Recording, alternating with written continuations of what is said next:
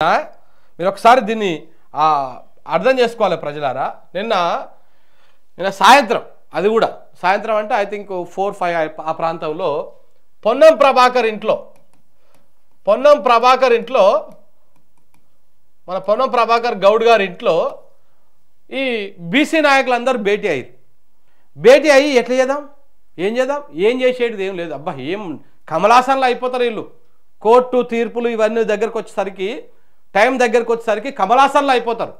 రేవంత్ రెడ్డి గారు triple action చేస్తుంటాడు, కమలాసన్ పూనుకొని. మిగతా వాళ్ళందరూ రకరకాల యాక్షన్స్ చేస్తూ ఉంటారు. తెలియదా జీవో నెంబర్ 9 రద్దు అవుతుంది, మీరు ఇచ్చేటువంటి జీవో నిలబడదు అని చిన్న పిల్లగాని అడిగిన చెప్తారు. దీని మీద అవగాహన ఉంటే సుప్రీంకోర్టు ఒక తీర్పు ఇచ్చి ఆ తీర్పుకు విరుద్ధంగా నువ్వు జీవో ఇస్తే ఆ జీవో నిలబడుతుందా? నిలబడదు. కానీ వీళ్ళు ఎంత డ్రామా చూడండి. మీరు బలంగా వాదించండి. అభిషేక్ సింఘ్వితోని ఫోన్లో మాట్లాడిండు రేవంత్ రెడ్డి, సిద్ధార్థ దవేతోని ఫోన్లో మాట్లాడిండు రేవంత్ రెడ్డి. ముఖ్యమంత్రి గారు చాలా సీరియస్గా ఉన్నారు. బీసీలకు ఎట్టి పరిస్థితుల్లో 42% రిజర్వేషన్ ఇవ్వాల్సిందే అని పట్టుకొని కూర్చున్నాడు అని చెప్పేసి పేపర్లల్లా ఇంత పొడుగు తాటికాయంత అక్షరాలతోటి రాపించుకున్నాడు. ఎందుకు ఈ డ్రామా అంతా? ఇదంతా ఏంది తెలుసా అసలు కథ? ఈ మాట్లాడు ఇదంతా పక్కన పెడితే ఇక్కడ చూడండి, బీసీ రిజర్వేషన్ల పైన తగ్గేదే లేదు. నువ్వేంది తగ్గేది నువ్వు కాదు రేవంత్ రెడ్డి గారు, మీరు కాదు తగ్గాల్సింది. తగ్గేదే లేదంటే మీరు అనుకున్నట్టుగా రాదు. సుప్రీంకోర్టు ఆడ ఎక్స్క్లూడ్ చేస్తుందా, దాన్ని డిస్మిస్ చేస్తుందా, నీ జీవోని రద్దు చేసి పడేస్తుందా, ఏం చేస్తుంది? తగ్గేది లేదు. బలంగా వాదించండి.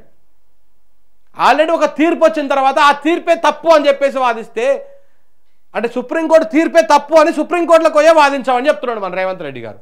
వాటే తెలివి. ఈ తెలివి రేవంత్ రెడ్డికే ఉందా, ఇంకెవరికైనా ఉందా? సుప్రీంకోర్టు ఆల్రెడీ ఒక తీర్పు ఇచ్చింది. 50% రిజర్వేషన్లు మించొద్దు బాబు, ఏమున్నా మీకు 50% లోపలనే ఎస్సీ ఎస్టీ బీసీలు అందరికి ఇవ్వాలి అని చెప్పేసి ఓ తీర్పు ఇచ్చింది. ఆ తీర్పుకు విరుద్ధంగా జీవో నెంబర్ 9 ఇచ్చిండు. ఇచ్చి 42% రిజర్వేషన్ వీళ్ళకి బీసీలకు, ఆల్రెడీ చట్టబద్ధంగా ఉన్నటువంటి 25% ఎస్సీ ఎస్టీలకు ఉండనివ్వండి, అంటే 67% అయింది. అంటే సుప్రీంకోర్టు చెప్పిన దానికంటే 17% ఎక్కువగా ఉన్నాయి రిజర్వేషన్లు. ఇప్పుడు సుప్రీంకోర్టుకు పోయి నువ్వు ఇచ్చిన తీర్పే తప్పు కాబట్టి ఈ 67%కి నువ్వు ఒప్పుకోవాల్సిందే, సుప్రీంకోర్టు ఒప్పుకోవాల్సిందే అని చెప్పేసి బలంగా వాదించండి అని చెప్పేసి మన రేవంత్ రెడ్డి గారంట అభిషేక్ సింఘ్వికి, సిద్ధార్థ దవేకి ఫోన్ చేసి ఫోన్లోనే చాలా బలంగా వాళ్ళకు దిశానిర్దేశం చేసిండంట. జనాలు పిచ్చోళ్ళు, ఈ వార్తలు అవుతోళ్ళు కూడా అబ్బా రేవంత్ రెడ్డికి నిజంగానే ఉన్నది బీసీల మీద ప్రేమ, కానీ ఈ కోర్టులు ఈ చట్టాలు ఏందో అమ్మా ఇవన్నీ అడ్డం పడుతున్నాయి అని అనుకోవాలి జనం, అని అనుకోవాలి. అంతే కదా రేవంత్ రెడ్డి గారు? ఏం కమలాసన యాక్టింగ్లు సార్ ఇవన్నీ. ఇదంతా తెలుసు కదా మీకు ముందే ఇదంతా జరుగుతుందని. ఇదంతా బీసీలకు 42% రిజర్వేషన్ అనేది ఇట్టి నోట్లో మట్టి కొట్టే వ్యవహారమే అని ఇదంతా మీకు ముందే తెలుసు. అయినా కానీ మీరు ఈ రకమైనటువంటి ధోరణితో నుండి. ఇంకొకటి ఇక్కడ చూడండి, ఢిల్లీకి హుటాహుటిన పైసలు బొక్క. ఢిల్లీకి హుటాహుటిన బయలుదేరంట బట్టి విక్రమార్క, పొన్నం ప్రభాకర్ గౌడు, వాకిడి శ్రీహరి. వీళ్ళు హుటాహుటిన ఉరికిరాట ఢిల్లీకి. ఎందుకు ఉరికిర్రు? ఈ రానువను ఈ కిరాయిల దండుగా, ఈ విమానం కిరాయిలు ఉంటాయి కదా, ఈ కిరాయిల దండుగా. అది నిలబడేది కాదు, అయ్యేది కాదు, పోయేది కాదు, కిరాయిల దండుగా హుటాహుటిన ఉరికిరంట. ఎంత డ్రామా! కమలాసన్ యాక్టింగ్లో భాగంగానే మహానటులు అన్నమాట వీళ్ళందరూ. 42%, ఇంకా ఇది అసలు కథ. ఇప్పటిదాకా అయిన డ్రామాకు అసలు ముగింపు ఉండాలి కదా ఒకటి. 42% పై కోర్టుల్లో ప్రతికూల స్పందన వస్తే పార్టీ పరంగా బీసీలకు ఆ మేరకు రిజర్వేషన్లు ఇవ్వాలి. అయిపోయా. ఏడుకొండలవాడ, వెంకటరమణ, గోయిందా ప్రతికూల తీర్పు వస్తుంది. ఈ హైకోర్టులో రేపు 8 తారీఖున వస్తుంది, లేదనుకుంటే సుప్రీంకోర్టులో ఇవ్వాలని వస్తుంది. వస్తే బీసీలకు అదే రిజర్వేషన్ని ఎట్లా ఉందో అట్లనే పార్టీల పరంగా ఇస్తేందుకు రెడీ అయ్యిందంట. అయిపోయా. ఇది అసలు కథ. గీదానికి నువ్వు బిల్లులు పెట్టి ఈరుడు సురుడు అనిపించుకొని ఇవన్నీ చెప్పించి ఇదంతా చేసి ఇప్పుడు తీరా చేతులు ఎత్తేసే కార్యక్రమం చేస్తూ ఉన్నాడు అనమాట. ఇక చూడండి, ఇక ఈ వార్తలు రాసిన వాళ్ళకి మొక్కాలే, రాపించుకునే రేవంత్ రెడ్డి గారికి మొక్కాలే. ఎంత అద్భుతంగా ఉంటుంది తెలుసా? తెలంగాణ స్థానిక సంస్థల ఎన్నికల్లో బీసీలకు 42% రిజర్వేషన్ల అంశము సుప్రీంకోర్టుకు చేరింది. సుప్రీంకోర్టుకు చేరుతుందని మీకు ముందే తెలుసు, హైకోర్టుకు చేరుతుందని మీకు ముందే తెలుసు. గట్టిగా మాట్లాడితే ఈ సుప్రీంకోర్టుకు ఈ హైకోర్టుకు పోవడానికి వెనకంగా మీరు పుషింగ్ చేసింది మీరే. రామరెడ్డి గారి వెనకాల ఉన్నది మన రేవంత్ రెడ్డి గారే, జానారెడ్డి గారే. మన మాధవరెడ్డి గారి వెనకాల ఉన్నది మన రేవంత్ రెడ్డి గారే, మన జానారెడ్డి గారే. ఈ రెడ్డి గారు ఆ రెడ్డి గారు తోక చుట్టాలు ఈక చుట్టాలు అందరూ ఒకటే. కాబట్టి బీసీలకు ఇప్పుడు ఎంపీటీసీలు, జెడ్పీటీసీలు, సర్పంచులు 70% మంది ఉన్నటువంటి పదవులలో 70% మంది ఎస్సీ ఎస్టీ బీసీ బిడ్డలు ఉంటారు. గండిగానం గాలకే పోతే మనం ఏం చేయాలి? ఇన్నేళ్ళు పంచాయతీలను వెళ్తీవి, ఇన్నేళ్ళు మండలాలను వెళ్తీవి, ఇన్నేళ్ళు జిల్లా పరిషత్లను వెళ్తీవి. రెడ్డి గారి వెనకాల చివరికి పలానా రెడ్డి అని దాని కిందంగా జెడ్పీటీసీ, ఎంపీపీ, ఎంపీటీసీ ఇట్లా పెట్టుకొని మేము వెళ్తీవి.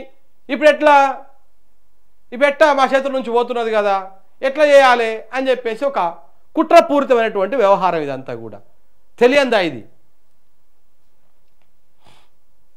బీసీలకు రిజర్వేషన్లు పెంచుతూ తెలంగాణ ప్రభుత్వం సెప్టెంబర్లో తీసుకొచ్చిన జీవో నెంబర్ 9ని సవాల్ చేస్తూ దాఖలైన పిటిషన్ను సర్వోన్నత న్యాయస్థానము సోమవారం విచారించనున్నది. ఈ నేపథ్యంలో సీఎం రేవంత్ రెడ్డి ఆదివారం సీనియర్ న్యాయవాదులు అభిషేక్ మను సింఘ్వి, సిద్ధార్థ్ దవేలతో ఫోన్లో ప్రత్యేకంగా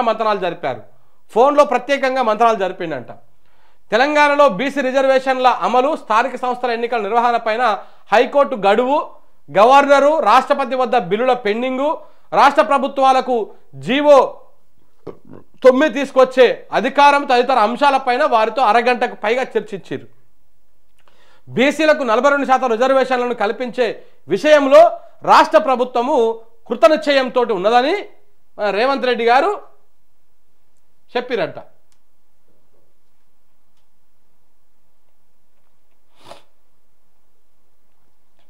ఇందులో రాజీపడే ప్రసక్తే లేదని సీఎం స్పష్టం చేసినట్టు తెలిసింది. ఎట్టి పరిస్థితుల్లోనూ 42% బీసీ రిజర్వేషన్లతోనే స్థానిక సంస్థలకు వెళ్తామని, ఆ దిశగా ముందుకు వెళ్లాలని సీనియర్ న్యాయవాదుల ఎదుట చెప్పినట్టు సమాచారం. ఈ మేరకు సుప్రీంకోర్టులో బలమైన వాదనలు వినిపించాలని సూచించినట్టు కూడా తెలిసింది. ఈ సందర్భంగా Indira Sahani versus Union of India సహా ఇతర కేసుల గురించి కూడా చర్చించారు. ఆ కేసులో ఏదైతే ఇందిరా సహాని కేసుల్లోనే ఈ 50% రిజర్వేషన్లు మించొద్దు అని చెప్పేసి క్యాప్ విధించింది సుప్రీంకోర్టు. ఈ కేసును ఇందులో ప్రస్తావించారు.